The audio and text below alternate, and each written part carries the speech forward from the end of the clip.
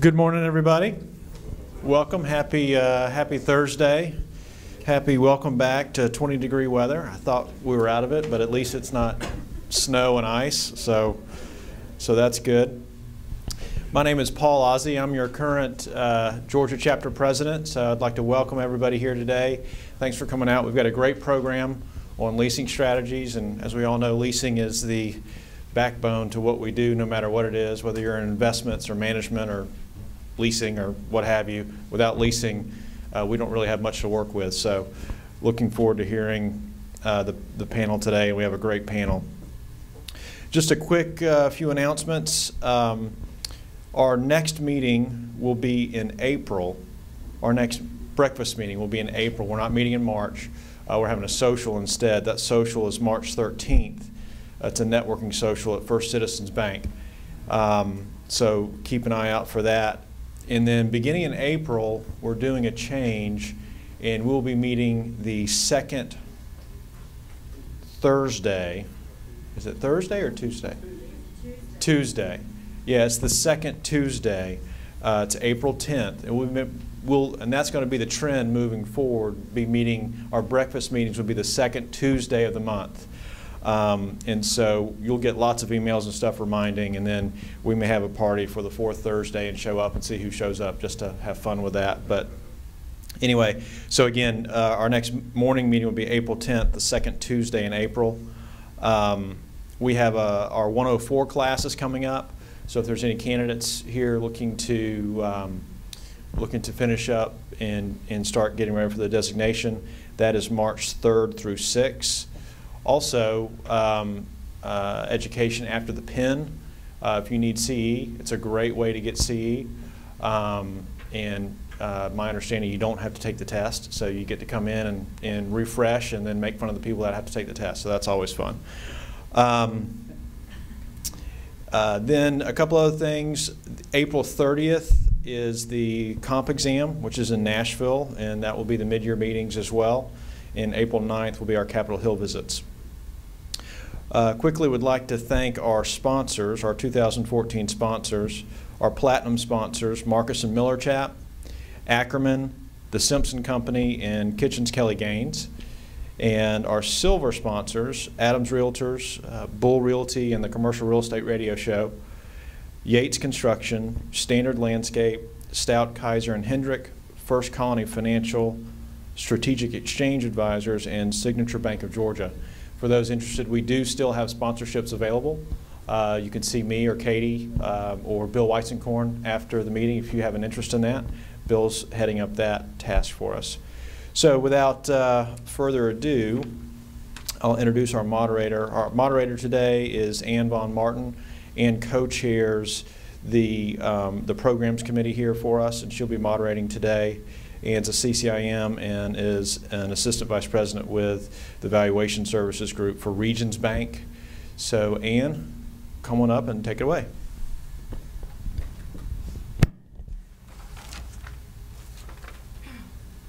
Thank you, Paul. I would like to start off to thank Leo Terrazas, who helped us putting this panel together. He's from MIMS Enterprises. And he's done an incredible job in bringing these guys along here this morning to participate in this discussion.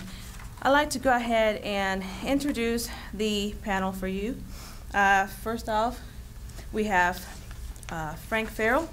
He is the Senior Vice President of Leasing and specializes in office and industrial leasing. He currently leases Premier Plaza, a Class B office complex in the Central Perimeter market, and he also has the leasing responsibility of Phoenix Office Park. Next, we have George Wells. George serves as the head of asset management of Piedmont Office Realty Trust, and he's in charge of all asset management functions and leasing activities nationally. And we have Bill BERG. He is a shareholder in KKG's Real Estate Group. He represents clients in the leasing operations, purchase and sale, and financing of retail office, industrial, medical office, and mixed-use projects. And we have Brian Heller.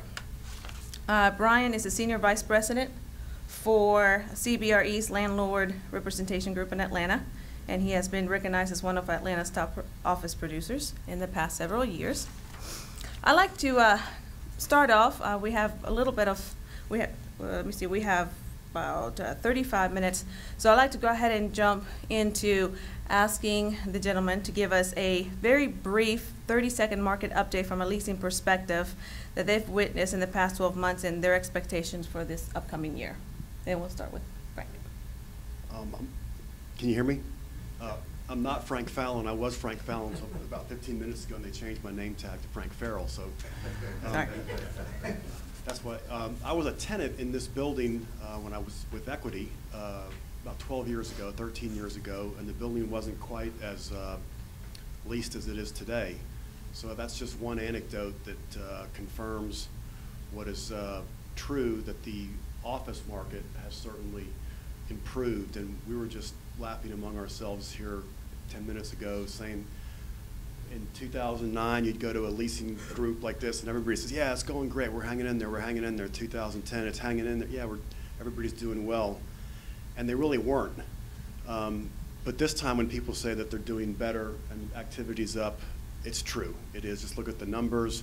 Yeah, if you take State Farm, and I'm just speaking of office leasing, you take State Farm out of the equation, it's not as good as people might say, but it's still good. So I would just say in one sentence that things are looking up.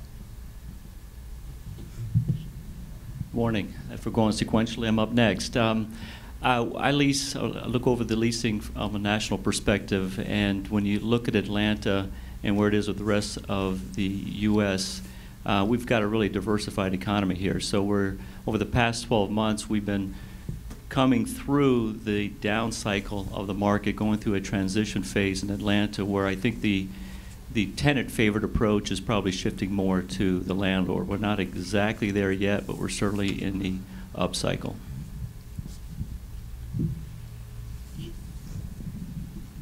Well, we, being lawyers, we tend not to be involved in the actual deal making. We sort of cement them with the documentation, but our office deal flow is up, and to what Frank said, we were really busy 5 years ago, but we were doing sort of, at best, sideways work. A lot of it was negative work, and now it's positive. It's new leases, even some expansions on the office side. We also have a lot of retail work, and we're also seeing more development work. So to us, from our perspective, there's a lot more positive energy and deal flow in the market. Yeah, and I'll just say, you know, from a macro standpoint, there are a couple of key trends that are driving the market. I think one of them is density. So most of these tenants are looking for open floor plates, higher parking ratios, which are creating opportunities for those landlords that have those blocks, have the parking ratios. Proximity to MARTA is becoming a bigger deal. Even if ridership's only 5%, the perception is driving those decisions to locate along those buildings closest to MARTA. And I'd say from a micro standpoint, I mean obviously State Farm, leasing up to 1,004,000 square feet now here in Central Perimeter is having a trickle-down effect on the whole market. I think bigger block users are pushed up 400 out to the northwest, out to Peachtree Corners to some extent. So that's all taking shape now. I mean, I think there are no big blocks in the Class AA sector like at Terraces. There are still some in the B+ to A-. So just the larger blocks are creating opportunities for some and probably to the detriment of some others. I'd like to ask George, since you're in charge of the leasing activity for a portfolio of 74 commercial office properties nationwide, where do you see Atlanta fit in comparison to other markets? It's been interesting to see the overall recoveries of the markets, and I think there was a slogan I heard about a year ago that the intellectual capital and the energy markets, we'll call it ICE is on fire, and FIRE, which traditionally was the growth engine for office, is on ice. And you know, I would say it's changed a little bit. I'd say ice is still on fire, but FIRE is now moving into the right direction. If you're in San Francisco, if you're in the entry markets in Texas, Boston, Denver, I think those markets are out there right now. They're extremely hot. I think there's some real concerns there about, from an buy perspective, to get out there, because pricing is getting to the point where you're getting close to new construction. Atlanta is probably, if you had to look at a clock between 1 and 12 in terms of recovery, it's hovering around the 7, 8 o'clock range. It is beginning to rise. I don't think you can see rental rates spike anytime soon, but to stay in the game, you're probably going to have to keep your rental rates kind of not too much from where they were today, but it's going to be concessions that are going to be declining over the next 12 months. Trouble finding good locations due to a lack of new construction? In a lot of places.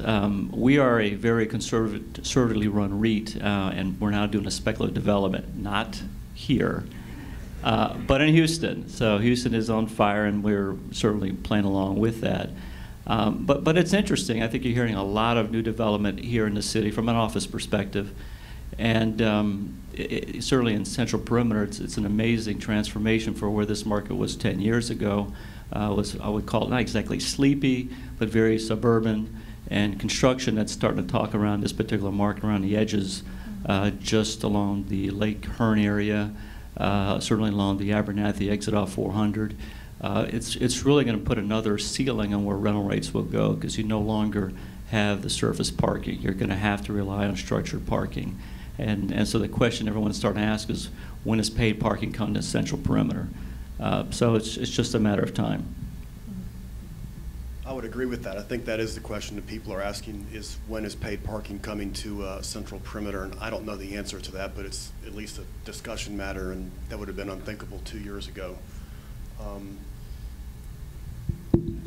Yeah, I'll say from a trouble finding good locations, it's again sub-market specific. You know, I represent North American Properties, and Sarah from Realty Advisors on Avalon on the loft office portion, and there is 108,000 square feet of spec space that we'll deliver. Now, nearly 50% of that's pre-committed, but I think, you know, giving tenants a taste of something different in terms of an all-encompassing experience that North American's providing with, you know, 7 chef-driven restaurants and, you know, 40 retailers and a full-service hotel and, you know, gigabit internet speeds. I think, you know, they're delivering just enough to give tenants a taste of what that is, and I think you'll see more of that. But you know, if somebody's looking for AA product in Buckhead or Central Perimeter, I mean, or you know, take it up the spine, North Fulton, it just doesn't exist right now, except in a very limited capacity. I think the problem too, though, is you can still find, you know, for new construction, you can still find rates in the $22, $23, $24 range. And if you put up a new building, which we've looked at, you got to have, even in the suburbs, you've got to have $31, $32 a foot to make it work. Okay. And have you, what have you seen change with subleases? And I want to understand if there's a trend, if the trend is decreasing or increasing faster than occupancy rate. And I'd like to directly ask Bill if you've seen any new leasing languages in regards to subleases. Well, I'm not going to answer your second question first. Right. But we were talking before the program. My law firm was actually moved into new space in the Central Perimeter. We moved out of Buckhead. We moved in December. So we spent 2013 and most of 2012 looking at space and actually being a brokerage client, which gives us great insight when we're doing our legal work. But we did look at several sublet spaces in various submarkets, and our problem with subleasing at this moment was, what do you do when the term ends?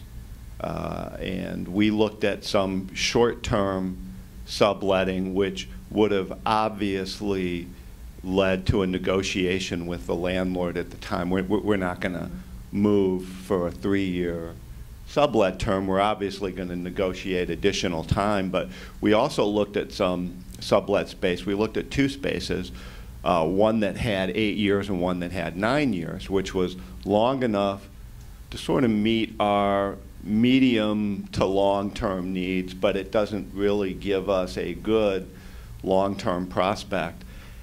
I think at this point, anybody who's looking to sublet space is going to be a total short-term tenant, because I think everybody would expect rates to be significantly higher whenever that sublet goes out. So I think right now it's very difficult to sublet space. If I could add to that, you know, it's an interesting dynamic. There isn't quite the number of sublease availabilities as there was a few years ago, and the ones that do remain have a fair amount of hair on them, and I mean difficulty. But you know, the challenge that a prospect has of looking at sublease space is, geez, we don't have rights to stay after this term is over, and it's a large predicament for that user. The smart thing would be to try to get some sort of ability to do a direct lease after that sublease term expires. And you know, for most of the time you can work that out, but if there's a lender involved, that even adds an additional layer of complexity, because now a lender has to be involved in making sure that the existing deal stays in place, which may not be what ultimately happens, which takes a longer time for a deal to be put together. And the more time a deal takes to get to the finish line, other aggressive owners that may not have a loan on a property may be more of an attractive alternative and try to steal that prospect. So it's an interesting proposition. And are the brokers seeing any changes today in regards to subleases? And have you seen a particular type of tenant or industry increase their need for leasing space or sublease space? Well, I would just confirm that in the office segment that there's just aren't nearly as many subleases as there was 4 years ago. And I was talking to Sim on the industrial side, same thing. There just aren't as many out there. I think another aspect that a tenant needs to be aware of is what happens if the sub-landlord goes under. At Premier Plaza, we had 2 sub-landlords go under. Subtenant called me up and said, hey, we'd like to stay. And I said, yeah, you can stay, but the rental rate's, you know, not $13 a foot, it's $21 a foot. And then, oh, can we talk this over? And you end up maybe, you know, doing a deal around 18 or 19 or something like that. But as far as the types of tenants that are looking at subleases, it's always the same group. I mean, startups love them. Tenants that have, may not be a startup, but usually is, but any tenant that has growth concerns and maybe a short term is okay for them. Anyone trying to save money, that's obviously a large group there. But the types of tenants you think would be interested in subtenants are startups with big growth potential. Well, we've seen some subletting activity, say in the past year, on single tenant user properties. This is not really an office issue, but these are locations that have closed, and there's people just trying to get themselves into a better economic or financial position by finding somebody to come in and pay something for, you know, for this building. Usually those tend to be businesses with personal guarantees, so there's maybe a little more impetus to do a sublet there, but we've done several of those over the past year. But that's a pretty narrow, sort of a narrow niche user, somebody who's looking for a building out in a parking lot or something like that. I think we probably covered the sublease topic, but in terms of, you know, industries and tenants in the market, I think we really are starting to become a viable technology incubator community. And I think you look at Atlanta Tech Village, you look at ATDC in Midtown, and I think you'll start to see more of these co-working, you know, taking the Regis a step further and creating these environments where not only you have a place to work on a flexible basis, but you're meeting other, entrepreneurs, you're meeting engineers, you're meeting programmers, coders, whatever, to develop, another company. And those companies eventually mature, and they will locate into, one of George's buildings on a long-term basis. That's the game plan. So I think FIRE is back. We're seeing a lot of, real estate related companies, insurance, brokers and back office groups. That's back. I think that's always been a cyclical type of tenant, but they're there right now. And then obviously the corporate back office types. Look at State Farm as the prime example there. So. I wish I had a little more well-rounded experience on the industrial side, but I would, wager a guess. You're seeing a lot of 3PL guys, a lot of big, corporate,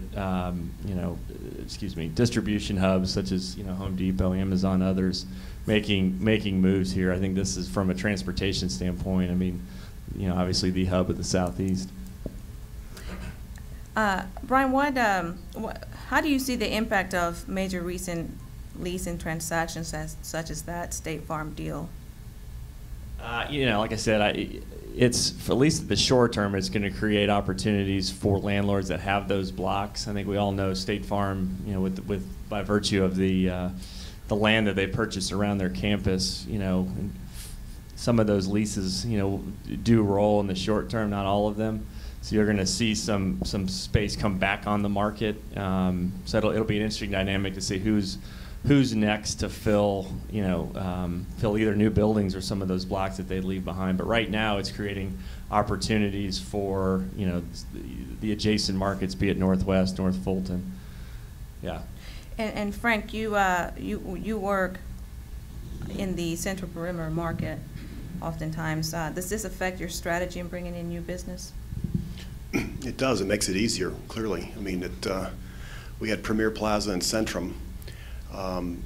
And having State Farm take $1.5 million feet off the market helped us, and we sold both of our buildings right after the news. Well, maybe 8 months after State Farm moved in. So it clearly helped us. And even though we didn't compete on the larger blocks of space, Premier Plaza and Centrum were both kind of small to mid-size type buildings.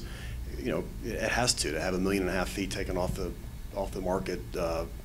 Elevated rates from, we were at $21 a foot before State Farm announced, and we were doing deals sometimes below that, unfortunately. And after State Farm announced and took space, we were pushing rates above 22 and taking, maybe 8 or 9 months of free rent outside of a 5-year term. We were down to 3 to 6 months of free rent. TI came down from $28 a foot down to $20 a foot. I mean, it was a significant benefit to us. If I could add to that, the State Farm deal has really accelerated the recovery of Atlanta. I mean, let's face it, it's been a big shot in the arm for us. And so we're moving a lot faster than we would have been if we looked at the market, 18 months ago. But in terms of leasing strategies and trying to maximize value, the thing that we like to play at Piedmont is elephant hunting. And we always find that the largest block that's out there, the nicest block that's out there, we just don't quite have the competition that other owners have where there's 5,000 and 10,000 square foot availability. So I think in those circumstances where you have smaller blocks of space, it's a much tougher competitive subset. There's just so many of them. And so, we have to be a lot more patient in terms of finding that elephant that's going to come through, and hand in glove doesn't always work out exactly. But to the extent that you can be patient, and BRYAN represents us on one of our buildings, and we always want to be very careful as to where we put our prospects so that we're not breaking up a large continuous block of space. And the nice part about having a fair number of availabilities too from a marketing perspective is that if you have a small 2,000 block of space, and let's presume you have a 20-story building, you have a top floor availability, you also already have a pricing spectrum that's very large. And when it is very large and tenant reps are looking to find out what availabilities are out there for their prospects, you get a lot more looks. So everyone's coming by to look at your building, because we have, let's say for example, low $20 space, a lower level of building, and we have mid to upper $20 space somewhere else. So the more hits that we have on a CoStar, for example, the more the brokers are hearing and seeing our property. The awareness level goes up. It creates some sort of competition in your building, and you just got to be very careful where you place different parts of the tenants in your overall stacking plan. Okay, and I would like to ask everyone, what other opportunities are there or are you seeing in the marketplace that brokers can capitalize on in order to increase their business from a leasing standpoint? I'll take that one. I would say really, know your clients and, know what their goals are and try to partner with those clients to find other opportunities for acquisitions if you can. I mean, do a lot of that legwork for them on market intel and trying to help them understand who's in the market, the capital stack of the competition, having enough, analytical skills to say, range a projected, lease up and exit for those guys, just to help them, and they're going to run their own analysis. But I would, again, try to create more opportunities for your clients. I think, on our side, and maybe this is more of a CBRE thing, but look to not only partner with others, either in your firm or that may have a competitive advantage in a certain market. If you've got a relationship and they know a certain market or have some assets that might be available, don't be afraid to partner. I think third, social media I think has become more important. I think getting out there and being somebody that can be a thought leader and invoke some conversation and provide some new content, I think is important. As uncomfortable it is still for me to kind of embrace Twitter, I'm doing it and trying to get more comfortable. So those are just a few ideas from me. Well, as a brokerage client, I would say most of what BRYAN, and BRYAN was not our broker on our deal, but I would say that what we really appreciated and liked about our broker was he did exactly what Brian said, which was he just amassed enormous amounts of data for us, more than we probably needed, but he was dealing with lawyers who are analytical by nature, and so people just love to get these big fat packages that he would put together with all this information about all these buildings, and unfortunately we sort of worked him to death, but he did things like, and in fact I will say I was surprised we ended up where we did, leaving Buckhead, quite frankly, because we'd actually been in our space since 1986, and we'd been in Buckhead since the law firm was founded, and I didn't expect that we would leave Buckhead.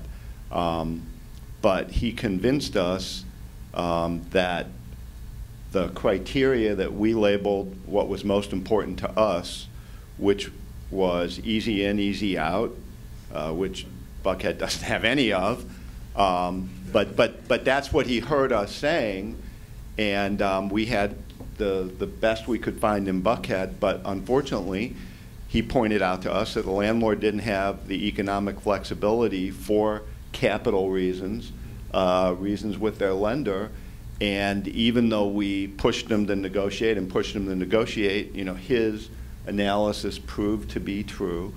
And so I think by providing the information and the data and the analytics, and what really worked, what really made us appreciate him was that he listened to us and was able to translate that to the data to give us the parameters. And you didn't look at our building. Well, we I talked wish you'd about analyzed that, some numbers from me, because I could have come up with some really aggressive. Well, we talked about that, and as I explained, when my partners literally wouldn't let us look at your building, and because in their minds you guys weren't an easy in, easy out option, even though you're like a block away from where we are, and that's the kind of thing that a landlord broker I don't know how you overcome that, but because I think it was an irrational belief on their part. But to them, that traffic light, it's one traffic light, it was an insurmountable issue. We just didn't tell our equity partner that you guys were even in the market, so we never, you know, hopefully they didn't find out that we didn't see the deal. Bill, are you seeing, are landlords seeing more favorable terms today? Well, I think in terms of leasing, I think, as George pointed out, that the market has probably turned, the market has turned in the landlord's favor. I think that a lot of the concessions that tenants were getting during lease negotiations, both in the office and to some extent in certain retail locations. And I think retail is really a tale of location. But I do think landlords are getting better lease terms, doing a little bit less negotiation now. There is some retail in town and in other markets where it's just tenants want to change lease language and it's just a no. You take it or leave it. We talk about lease negotiations in terms of trying to protect value or maximize your opportunity for value. You know, it's amazing how many things are left off an initial letter of intent. You may just talk broadly about the overall economics, you know, the real dollars that are going into the space and the dollars rents have to pay, but there's a lot that has to go on once you go to a lease document. And you know, sometimes in a weak market you get stuck with options and rights that a tenant has, and it makes it really difficult. I'll give you an example. We have a building, let's say 200,000 square feet with one tenant in Nashville, and you know, the rumors in the market, this tenant is leaving, and so knowing that, I want to find the next best team to help us start to market that space early to get a jump on the process, because anyone that's looking for 200,000 square feet is probably going to need at least a year or two of soul searching. But if you look at the lease, we can't even show the space until the last 6 months of their lease term. Now, who's going to want to come and consider us as a viable prospect if they can't even come in and take a look at the bones of the project? So that's one thing that will be changing as things do improve, as the landlord's probably going to say, well, we want to be able to bring prospects through at any time during a lease term. Certainly that'll be my position, Brian, in case you get to that point on the next deal that we have. Rights of first refusals are another real killer for owners. Tenants love them. It gives them the ability to grow throughout a building at any time. And so just if someone's not familiar with the right of first refusal, essentially if we bring a prospect to the building for a block of space and we agree to deal terms, before we can sign a lease, I have to present that transaction to our incumbent tenant, whereby they have a certain number of days to decide whether they want to do the deal or not.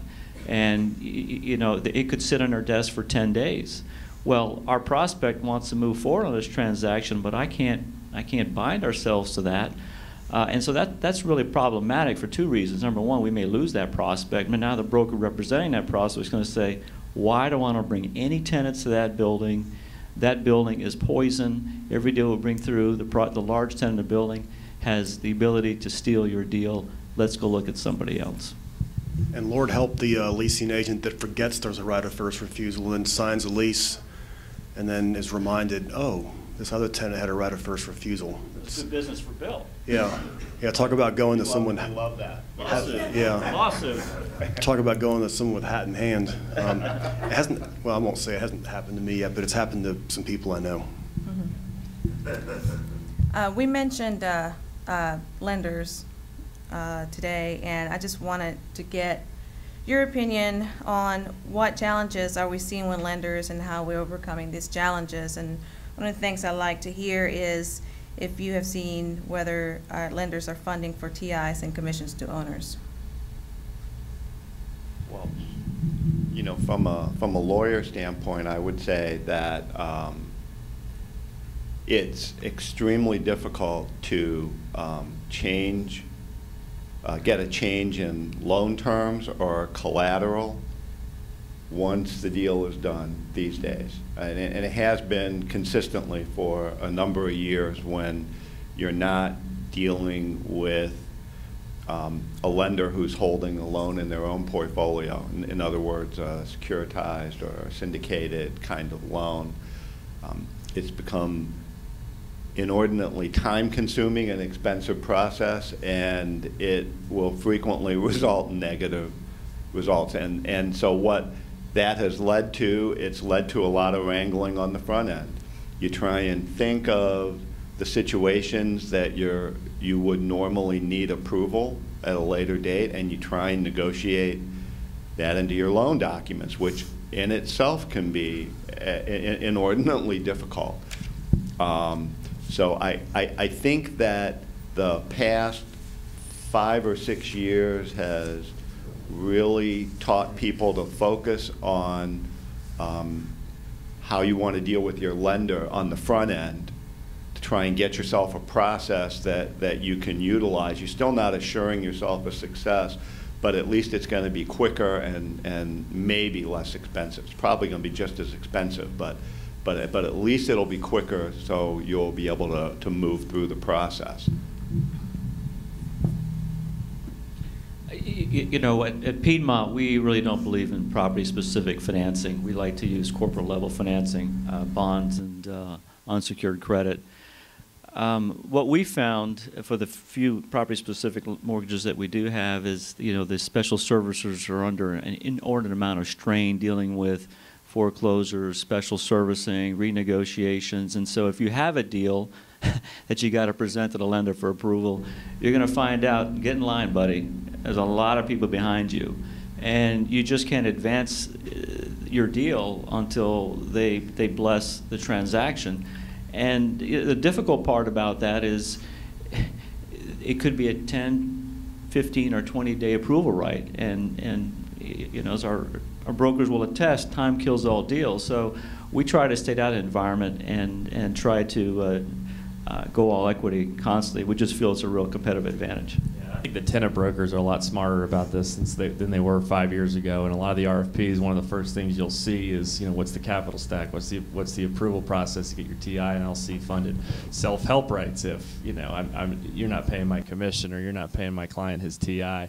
All of that's a lot more prevalent. And I think from a landlord guy, you know, once you know who the short list is that you're competing against, if you know it's either servicer controlled or about to be, that's a huge competitive advantage that you can offer your clients if you know those buildings. So, I do want to add one more thing. This is all about how to create the most value possible. This panel, the conversation here, and if you have when you have a loan, it takes away your flexibility, what you can do with your existing building. So, for example, if you have a 200,000 square foot building and you've got a tenant for 100,000 of it, it's got 4 years left on their lease, but they wish to restructure their transaction, and you like the thought of that because 4 years left on a lease, you know, I can give you something that nobody else in the market can do today. I can give you some rent abatement. Does that sound good to you? Yes, it does, Mr. Landlord. Well, I'm going to give you some of that today, but in return, I need something from you, my friend. And what a lot of times that will involve is a very long extension. And that's always our strategy, is to try to deal from a position of strength, and that is a position to deal with.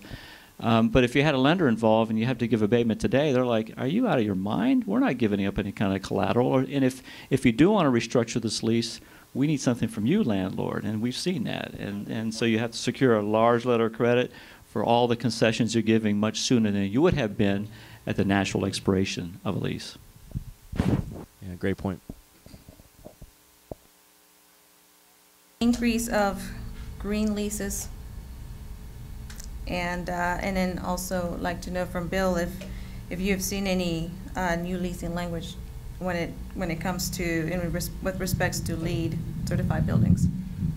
I think that the biggest issue with LEED buildings from a lease language standpoint is the issue of it involves operating expenses, compliance costs, things like that. There are some tenants who, for one reason or another, they quote unquote have to be in a LEED building. And that's one of the reasons they're doing the deal, and the fear is that the building will be decertified. So there's that issue that has to be dealt with, what happens there.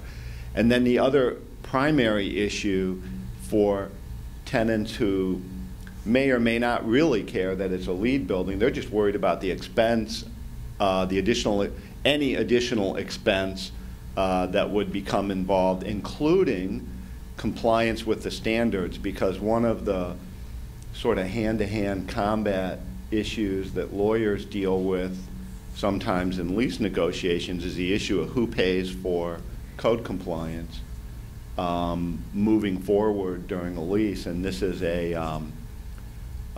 sort of a recurring nightmare from the ADA enactment in the 90s of who's going to pay these enormous costs, even though I don't think that anything like the ADA has hit the industry since the ADA, but everybody's always thinking about that example. And so sometimes in LEED buildings that issue has come up. You know, what if in order to keep your certification, Mr. Landlord, you have to do X, Y, Z? I think that should be a capital expense that I don't have to pay. I strongly disagree with that position. Look, I think that when you're bringing a client to a building, your building should be in compliance at that point. And you know, the laws change, the culture changed, and LEED is one of those that's causing some change as well. And so that's just part of doing business, and that just gets passed through over the base year stop. I mean, that to me is a fair compromise position. But in terms of whether LEED is a growing phenomenon, look, I think everybody wants to do the right thing. I think everybody wants to be a good corporate citizen. If we're not doing it for ourselves, we're doing it for our kids, and I think that makes sense. And I personally, if you ask the brokers, it's just another arrow in their quiver. I mean, they would love to say, not only are we LEED, but we're also Energy Star. We're an efficiently run building. Not only that, but we're BOMA 360. We got some really sharp people that know how to run our buildings effectively. Not only that, we got a conference center, we got an AV, we've got a meeting room, we've got a deli, a fitness center, and the more buzz you can create, I think the more competitive and a better value add proposition you have for that particular prospect. And Frank and Brian, does this affect your overall marketing strategy? Ackerman has pushed LEED. We did it at Premier, we did it at Centrum, we did it at Marietta Medical, a number of other buildings. It's another quiver. We bring it up in the showing. Candidly, I'd say 95% of the prospects we deal with don't care. Now the bigger corporate users do, and if you make one big deal because of it, it was worth it. Now, the smaller tenants and the mid-sized tenants may not care about the LEED per se, but they do care about, because if you do, once you do the LEED, it does help you keep your operating expenses down. So that's the quiver that that's the arrow that I use was, look, our expenses have actually, since we went LEED, have gone down.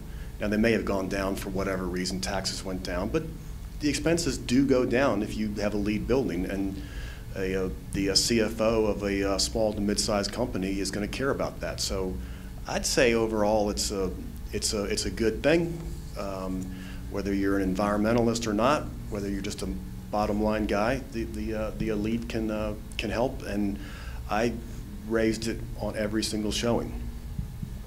I agree, and I market two LEED buildings. One's full, where Airwatch and Arby's are headquartered nearby here. Another one is actually a vacant medical building in Johns Creek that we're marketing for office. And I think some prospects think that it's nice, but as George said, it's another arrow in the quiver that you try to get buy-in on that, and it goes over some folks' head. But if you do get the right user, it might make a difference. So.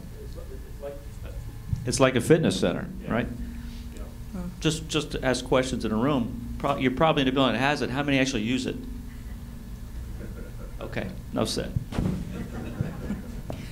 Okay, so before we go into Q&A, I would like to ask, especially the leasing agents, for any last-minute marketing strategy that you would like to share.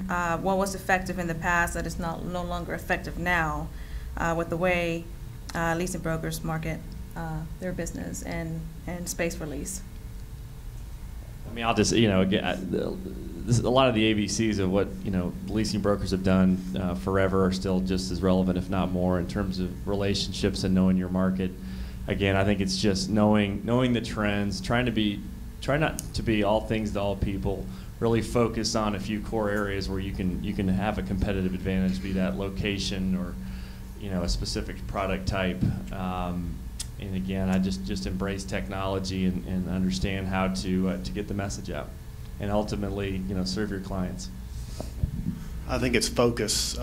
If you're conducting a showing and you're talking, you're just presenting a list of features, and they're, you present the health, the fitness center. We're close to MARTA. We're this, we're that. If you can listen, and this is a cliche, I know, but if you can try to listen and find out what's important to the prospect, and you have to ask some questions without being irritating, but it's trying to find out what that prospect wants and just focus on that one thing. And if you can't find out what they want, because a lot of times they won't tell you, then just know one feature about your building where you have a competitive advantage. And my feature was access, and I can't believe you guys didn't look at my building. I mean, well, I'm stunned. Well, as a recent ex-prospect, I would agree. I would say everybody who's about to sign a lease or knows they're going to sign a lease wants to know that they're getting what they wanted, that their needs are being met, and number two, they want to know they're getting a deal. Nobody wants to pay market. Everybody wants a deal, and as landlord brokers, as an owner, it's a lot of that psychology.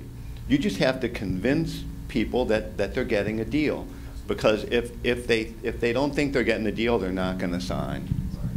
Yeah, I mean, look, we kind of glossed over marketing, but I do know what everybody wants, and that is they want to come into a place that looks amazing, has a wow factor, and they may not want to pay for it, but they want it. And what we try to do constantly is, okay, I'm going to take my car and I'm driving into the driveway. Is the landscape very well manicured?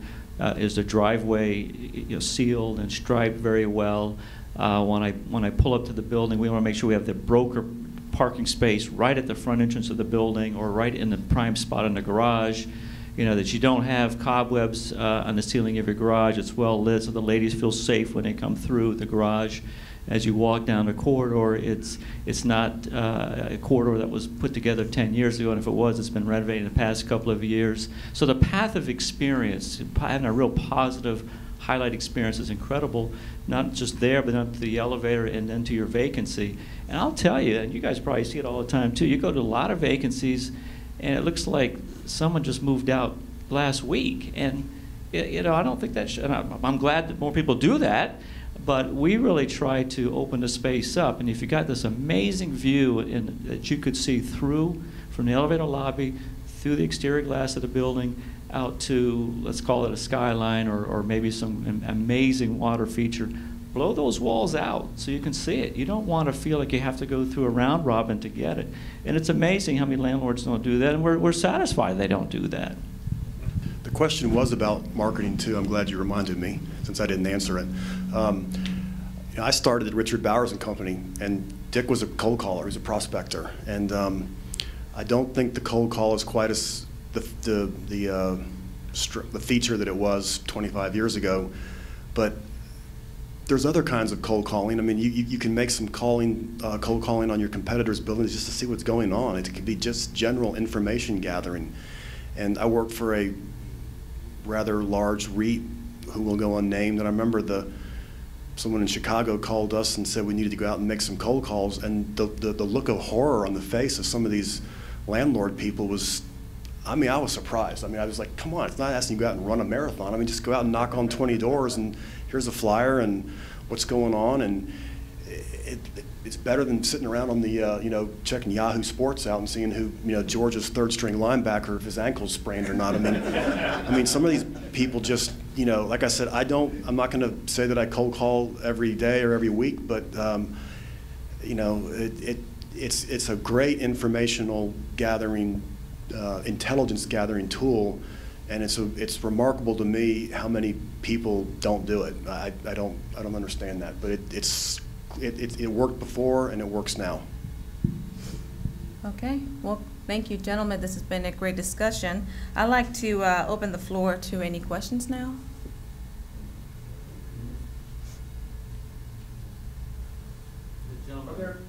I think your technology companies in general, but are there changes in the way people look at things? I was in Portland a couple of years back, and instead of living in having these technology companies and fortresses in the suburbs, they were all downtown because they wanted to commingle. And it was a whole different, it helped downtown Portland, but it was also a whole different point of view from those companies. And I'm wondering if there are trends like that. For instance, I live in Decatur, which is a relatively small town from an office point of view. They ended up getting a company that was at the time the largest game company in the world, out of Reagan. And they went through, they toured around, and Decatur had no money to do. But they toured around, they liked the fact that you could walk for coffee, they liked the fact that a competitor was there, so that their guys could drink beer together or coffee together, rather than having it walled off. It was sort of a whole different sort of way of locating. And I'm wondering if in technology or in other areas, things are changing in a way, maybe in other cities or this one, to change where you want to put your office. Very interesting question. You know, it's the competition wants to be near each other because they like to share ideas, but they also recruit from one another. And you can see this in many parts of the country. Northern New Jersey is known as the medicine cabinet of the U.S. I don't know if you know that, but you've got every pharmaceutical headquarters that's there, and they're constantly taking each other's engineers. Same thing goes on with technology. The extreme example is Silicon Valley, but we've got something here too, and so does Boston. Houston, all of the energy trading companies want to be next to each other. But yes, so there is a lot of collaboration. So it's a two-part question, I think, is our space is changing to meet this collaboration, and are there some trends in Atlanta where you're seeing these industries gather? I think Atlanta is is one of the leading high-tech markets. You may not think about that, but because we have a very diversified economy.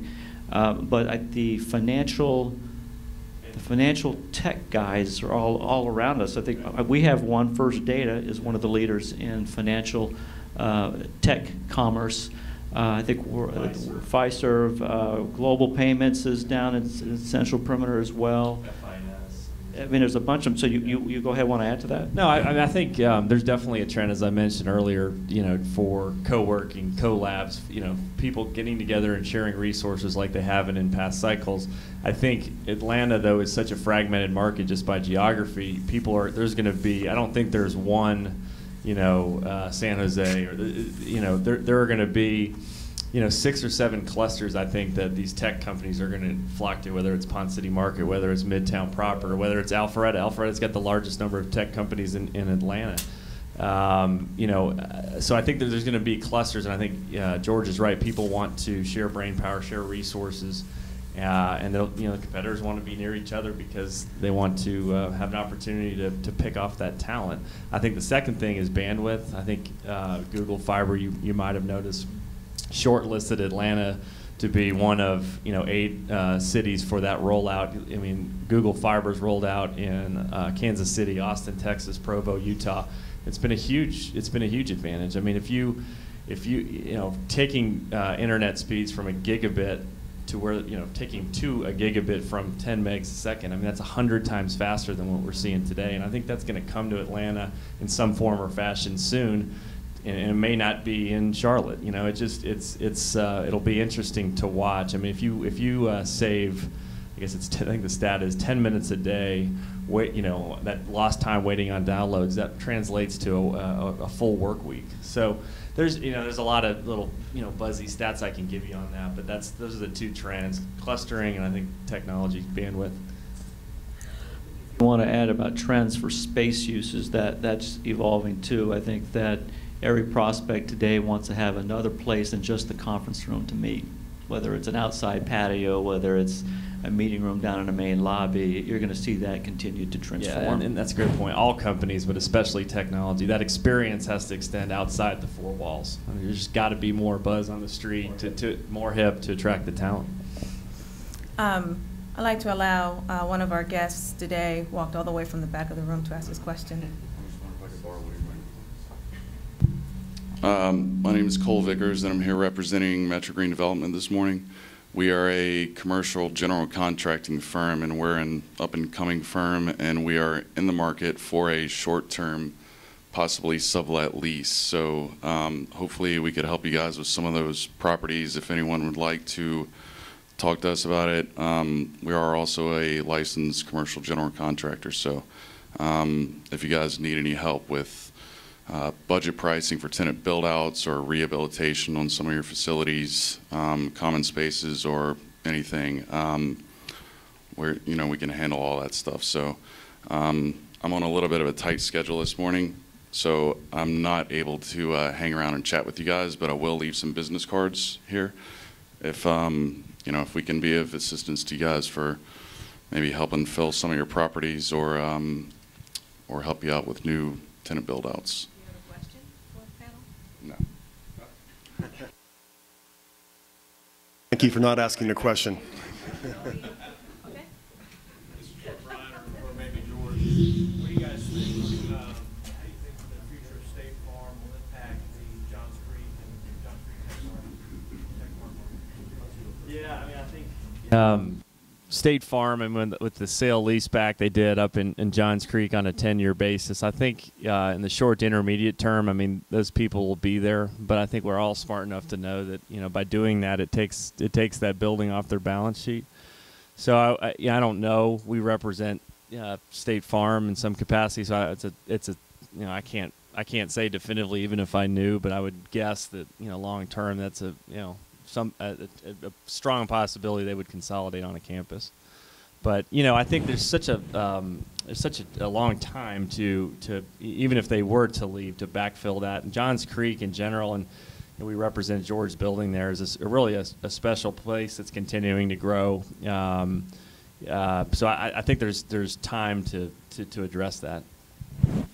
I mean, State Farm, I mean, it's interesting. They're going to bring, I mean, I think they have 5,000 in the city now, and they're going to bring 3,000 more in the next couple of years. And I don't, look, it's going to be a little bumpy when their product comes back to market, but they're in pretty good stuff. I mean, the product up in Johns Creek, it's an incredible building. We bought, ours is right across the street from it. It's not a large market. It's almost a country club market, so to speak. And so there'll be demand for it. I don't think we're overly concerned, and it's going to take a long time to play out. And if it's happening at this point in the cycle, I don't see that having a material impact as they leave these buildings, consolidate to the center. I don't see that having a material impact to the overall health of the market. Yeah, I mean, it's a facility that's, you saw what happened with Cobalt Center. I mean, you get a large tenant like Fiserv that needs a big block. That's a competitive advantage. Ultimately, that building will get leased because it's the only block that can provide 500,000 feet, That's what elephant hunting's all about.